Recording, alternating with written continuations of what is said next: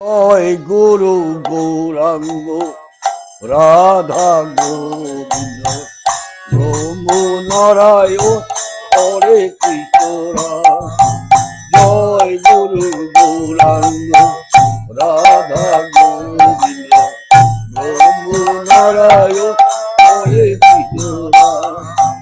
হরে কৃষ্ণ রাম বলো হরে কৃষ্ণ রাম, হরে কৃষ্ণ রাম বলো হরে কৃষ্ণ রাম।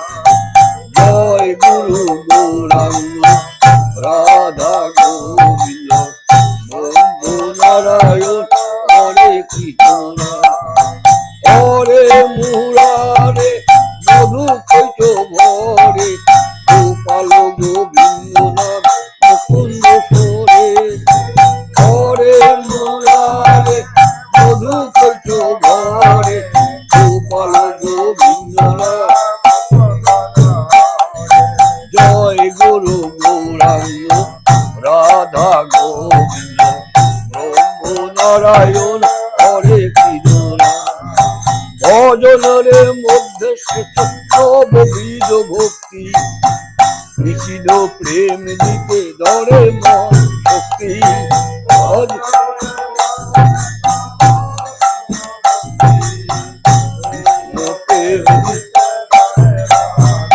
দেখো তার মধ্যে, দেখো তার মধ্যে সর্বশ্রেষ্ঠ নাম সংকীর্তন। নিরপরাধে পাইছে কৃষ্ণ প্রেম ধন।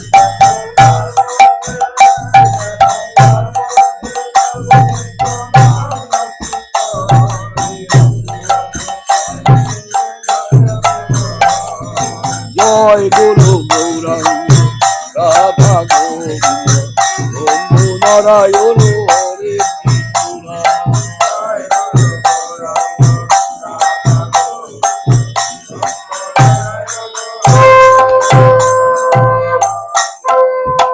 শুধু ভক্ত মন্ডলী, শ্রীমৎ ভাগবত আশ্রমের পক্ষ থেকে আজ আমাদের চতুর্থ পর্যায়ে শুরু হচ্ছে আমার শ্রীমন মহাপ্রভুর 14 মাস গর্ভস্থিতি, ভূমিষ্ঠ এবং লীলাকরণ। প্রথমেই আমরা জানব ভাদ্র শুক্র অষ্টমী তিথি যত আছেন আমার ভক্ত ভক্তিমতী মা এবং বাবারা, যেখানেই যে থাকুন অত্যন্ত গুরুত্ব সহকারে এই পাঠটি একটু আস্বাদন করবে। তাহা হলে ভাদ্র শুক্র অষ্টমী তিথি, যার পূর্ব আকাশে চন্দ্রে হইল গ্রহণ, নবদ্বীপ পুরো নারীগণ শঙ্খ ধ্বনি উলুর ধ্বনি আকাশ বাতাস। কেন? কারণ বাংলার মায়েরা আদিকাল থেকে জেনে আসছে, শুনে আসছে, গগনে যদি চন্দ্রগ্রহণ হয় তাহা হলে এই মর্ত ধামে যারা সনাতন ধর্মের মানুষ তারা শঙ্খ ধ্বনি উলুধ্বনি দিয়ে থাকেন। তাই শ্রীমান প্রভু কেন 14টি মাস মাতৃগর্ভে অপেক্ষা করছিলেন, ভালো করে লক্ষ্য করবেন। যারা আজও পর্যন্ত ক্যালেন্ডার গুরুত্ব না দিয়ে পঞ্জিকা গুরুত্ব দেন, তারাই একমাত্র জানবেন এবং তারাই বুঝবেন। কি বুঝবেন? না গ্রহণের স্থিতি কতটুকু, ভারতবর্ষে গ্রহণ দেখা যাচ্ছে কিনা, পশ্চিমবঙ্গে গ্রহণ স্থিতি কতটুকু, গ্রহণ লাগছে কখন, গ্রহণ স্থিতি কতটুকু, গ্রহণ মিলনে কতটুকু। তাই দেখুন, শ্রীমান প্রভু আমার জীব শিক্ষা হেতু মাতৃগর্ভে এই 14 পুয়া দেহ আজ মর্ত ভূমিতে এই গোলক হতে ভূমিষ্ঠ হবার প্রাককালে আজ জীব শিক্ষার হেতু চন্দ্রগ্রহণ সঙ্গে নিয়ে ভূমিষ্ঠ হইল। নবদ্বীপের পুরো নারী সারে শঙ্খধ্বনি জয় ধ্বনিতে আকাশ বাতাস মুখরিত হলো। কেন? শ্রীমান প্রভু আমার অন্তর্যামী, সকলের অন্তরের মনে কি গাঁথা আছে তিনি তো সবই জানেন। কেন না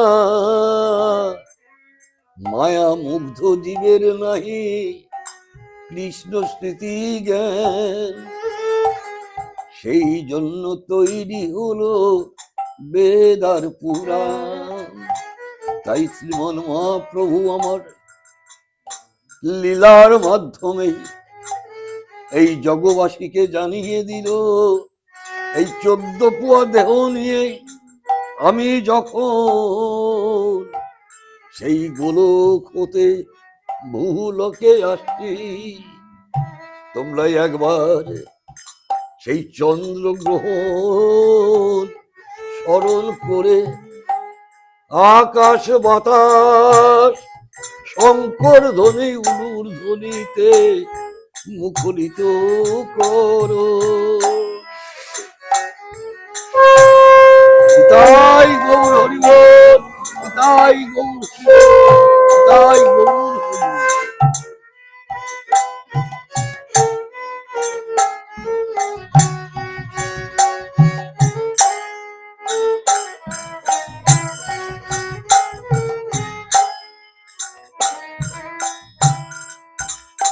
তাহলে দেখুন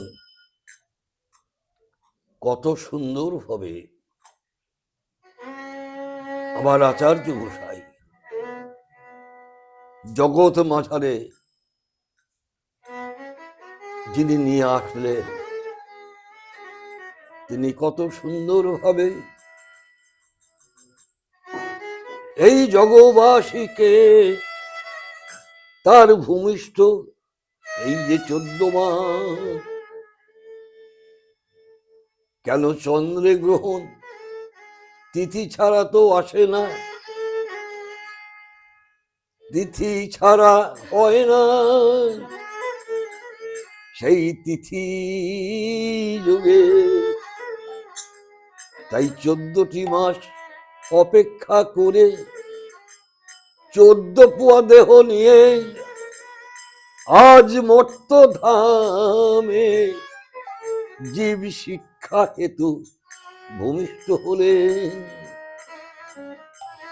ভূমিষ্ঠ যখন হলেন আমরা দেখলাম ওয়ানাই ওয়ানাই, কিন্তু প্রভু তো আমার ওয়ানাই ওয়ানাই বলে কাঁদেননি। আচার্য গোসাই যখন ধ্যানে কর্ণ শ্রবণ করলেন, প্রভু কি বলছেন, এই উহায় আমার মনে আছে, উহায় আমার মনে আছে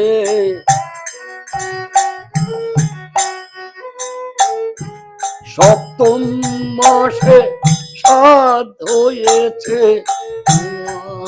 আমার মনে আছে কেন সপ্তম মাসে যখন সাধ তোমরা দিনে মাগো তোমরা কি একেবারে জানো ওই সপ্তম মাসে কি হয় ওই সপ্তম মাসে জীব আত্মার সাথে পরমাত্মার কথোপকথন হয় ওই সপ্তম মাসে জীবাত্মা পরমাত্মাকে তিন সত্য করালে আবদ্ধ করে মাতৃ জঠরে হইতে যখন মাতৃ গর্ভ সেই গর্ভে থেকে বিগত 5টা জন্ম তাকে দর্শন করায় 5টা দর্শনের ভিতরে এই যে 5টা জন্ম সে কি দেখল এই 5টা জন্ম তো আমি মানুষ ছিলাম না এই পঞ্চম জন্মের শেষ জন্ম আমার প্রভু যে ধেনু বৎস নিয়ে লীলা করতেন গোচারণে অর্থাৎ সেই গাভী বৎস সেই ধেনু বৎস মানব জন্মের আগে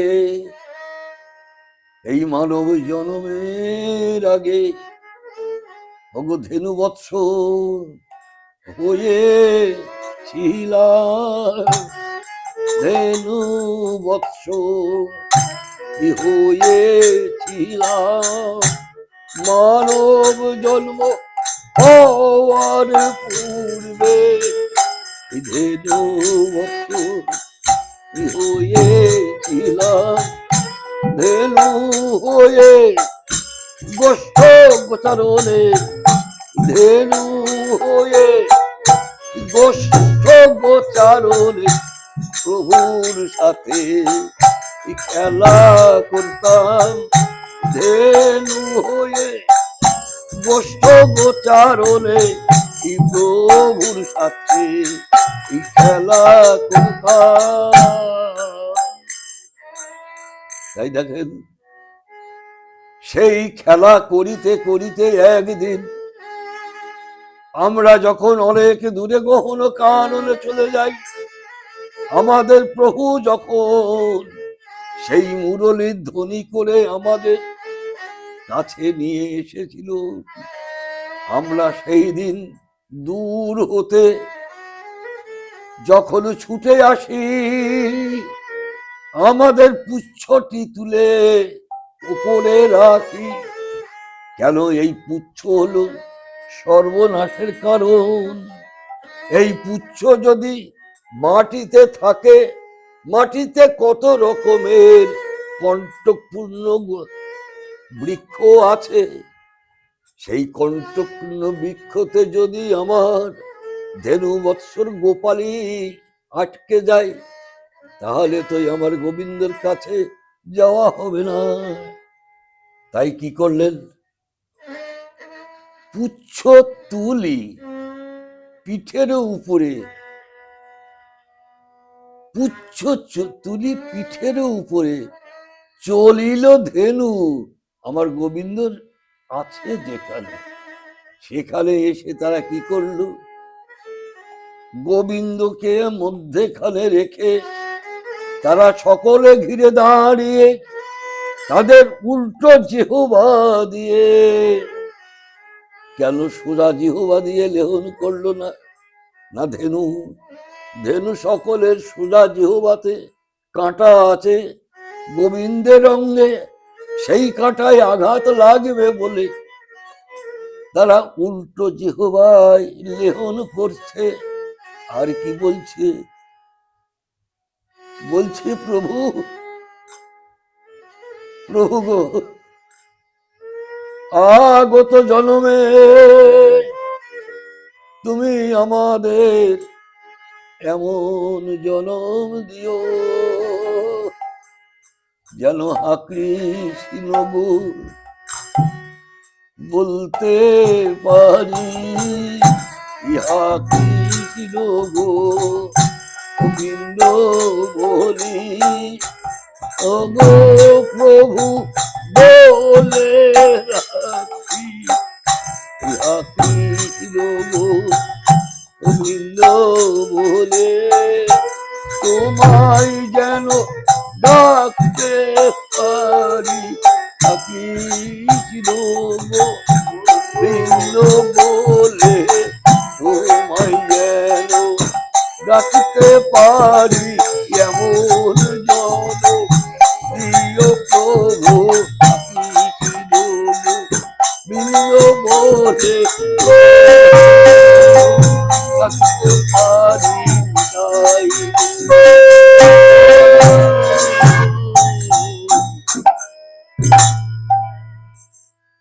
দেখুন সেই জনমটি পেলাম, সেই জনম পেলাম, তাই প্রভু ভূমিষ্ঠ হওয়ার সাথে সাথে এত সুন্দর লীলা জগতের মাঝে জানালেন। আর কি জানালেন? প্রভু কেন মাতৃপয়োধর পান করলেন না? বিগত পর্যায়ে আলোচনা করেছি না, সচিমায় আমার কৃষ্ণ মন্ত্রে দীক্ষিত ছিল না, সেই মন্ত্রে দীক্ষিত করলেন আমার আচার্য গোসাই, তারপরে মাতৃপয়োধর পান করেছিলেন। এ তো আলোচনা হয়েছে, এইবার আস্বাদন করুন। প্রথমেই বলে রাখি, এই ভূমিষ্ঠ হলেন যে শিশুটি, এই শিশুটি আর 5টা শিশুর মতো নয়। কেন? কারণ হচ্ছে মহাজন বললেন শিশুটি আকারে বড়, প্রচন্ড বল, দুর্দান্ত চঞ্চল। কেমন করে বুঝলেন? নয়, শিশুটি যখন ভুবন মোহন আলো করে শচির আঙ্গিনায় খেলা করতেন, তখন নবদ্বীপের পুরো নারীগণ ওই ছোট্ট প্রভুকে দেখে তাদের লোভ হতো। কি করতেন না, কোলে তুলে নিতেন।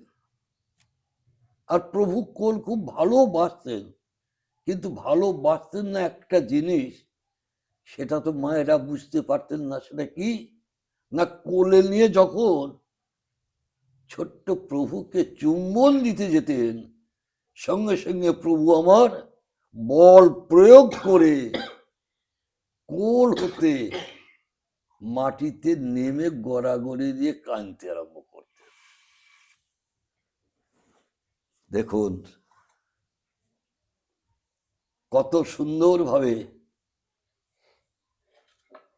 এই মর্তধামে, অর্থাৎ মরিতে জন্ম যার, এই মর্তধামে আসতে হয় তা মায়েরা তো জানতে পারলো না। প্রভু আমার কোল ভালোবাসে, কোলে উঠলো, কোলে নিল, যেই চুম্বন দিতে গেল, বল প্রয়োগ, আলিমিতি দুরন্ত চঞ্চল স্বভাব, নেমে পড়লেন। নেমে তিনি মাটিতে পড়ে গড়াগড়ি যাচ্ছেন, আর অছরে নয়নের জলে তিনি কাঁদছেন। কিন্তু কেন যে কাঁদছেন কেউ তো জানতে পারলো না। তাই শুধু ভক্তগণ, মহাজন কি বললেন, এক মুখে কি কহিব গুড়া চাঁদের লীলা, হামাগুড়ি যায় নানা রঙ্গে সচির বালায়, ওগো লাল মুখ ঝরো ঝরো দেখিতে সুন্দর, পাকা বিম্ব ফল যিনি সুন্দর অধর। তাহলে দেখুন, লোভ তো হয়, প্রভুর যা দেহ, প্রভুর যা আকৃতি, প্রত্যেকের লোভ হয় কোলে নিয়ে একটু চুম্বন করি, কিন্তু কোথায় বাধা, কেন বাধা? আস্তে আস্তে আস্বাদন করুন। এইবার আসবো মেষমালী উদ্ধার। এই মেষমালী উদ্ধার কাহিনীটি আছে, সেই গ্রন্থটির নাম হচ্ছে শিব গীতা। একদিন এক চোর শিশু নিমাইকে দেখে স্বর্ণ আভরণে ভূষিত এবং জগন্নাথ মিশ্রের বাহির দরজার রাস্তায় হামাগুড়ি দিয়ে বসে আছে। ঠিক সেই সময় সেই চোর এদিকে ওদিকে চেয়ে দেখে কেউ তো নাই, তাই প্রভুর অঙ্গে ছিল স্বর্ণভূষণ। সেই ভূষণের লোভে কি করলেন না, ছোট্ট প্রভুকে কাঁধে তুলে নিয়ে সেখান থেকে চম্পট চলে গেলেন। কিছুক্ষণ পরে বাড়ির ভিতরে, ওরে খোকাকে কেউ দেখেছিস, আমার খোকাকে কেউ দেখেছিস? সবাই যখন বলা বলি করছে, কে কার কথা শোনে, খোকা থেকে তো কেউ দেখে নাই। এমতো সময় পিতা জগন্নাথ মিশ্রই আসলেন। তিনি এসে বলছেন, কোথায় গেল আমার খোকা, কোথায় গেল আমার খোকা? ঠিক সেই সময় সেই ছোট্ট খোকাটি দৌড়াতে দৌড়াতে পিতার কোলে এসে এমন ভাবে বসেছে, পিতা এবং মাতা সেই দিন তারা নয়নের জলে বক্ষ ভাসিয়ে, ওরে বাবা তুই কোথায় ছিলি, বাবা তুই কোথায় ছিলি? সেই ছোট্ট প্রভু আমার আলো আলো কণ্ঠে কি বলছে, বলছে আমায় একদম কাঁধে নিয়ে কোথায় গেল? বহু রাস্তা ঘুরে ঘুরে ঘুরে আমায় এই খালে যখন নামিয়ে দিল, আমি ছুটে চলে এলাম। এত সুন্দর আদল আদল কথা, মা এবং বাবা দুজনেই তখন শান্ত হয়ে গেল। এদিকে সেই মেষমালী যখন ছোট্ট প্রভুকে কাঁধে নিয়ে, আর মনে যখন তীব্র বাসনা জেগেছিল এই বালকটিকে হত্যা করে আমি স্বর্ণভূষণ সব নিয়ে নেব, কিন্তু মুহূর্তের মধ্যে প্রভুকে কাঁধে নেওয়ার পর তার এমনই দিব্য জ্ঞান হলো, ছি আমি কি করলাম, আমি কি করতে চলেছি?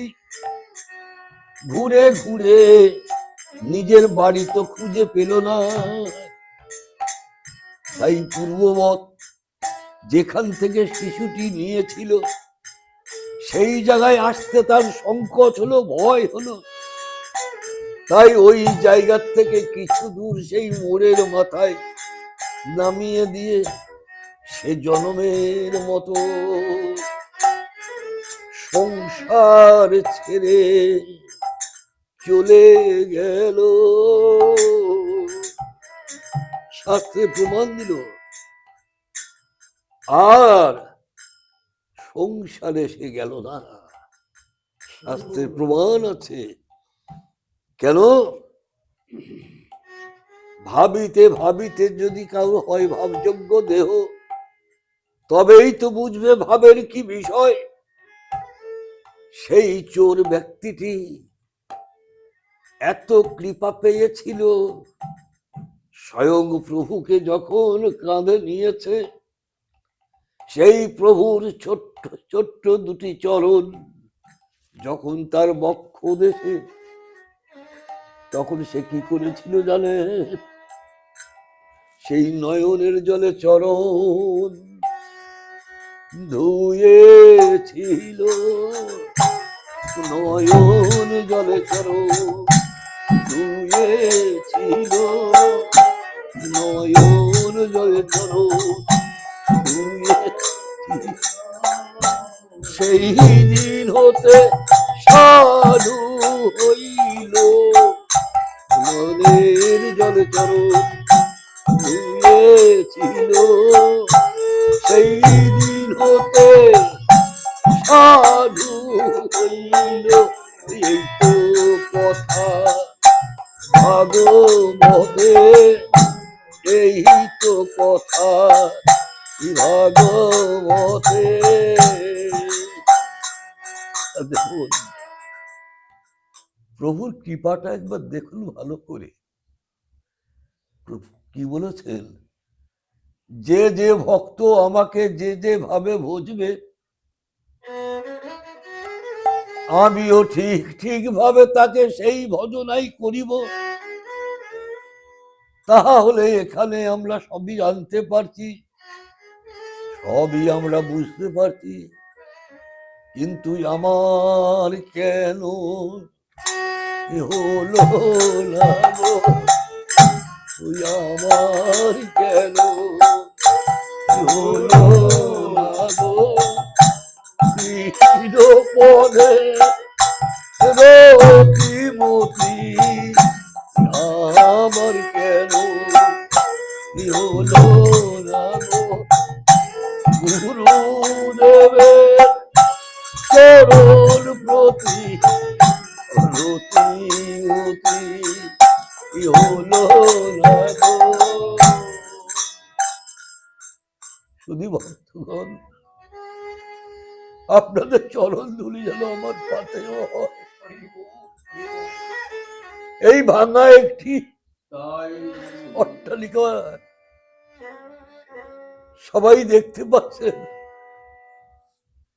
এই ভগ্ন দশার ভিতরে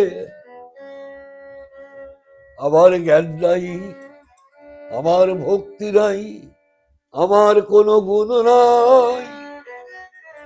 যারা যে যেখানেই আছেন, কৃপা পূর্বক যদি শ্রবণ করে কোন মহানুভব ব্যক্তি আমাদের ভালোবাসেন, দুহাত ভরে যেন আগিয়ে দিয়ে আমার নিতাই গৌরের কৃপা লাভ হবে। নিতাই গৌর হরিবোল, নিতাই গৌর হরিবোল। তাই দেখুন,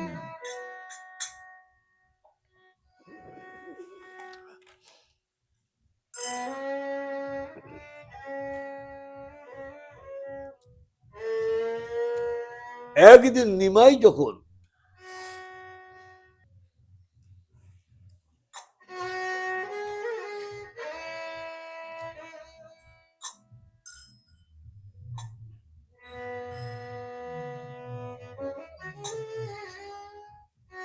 লাস্টে কি বলছিলাম ব্যাপারটা,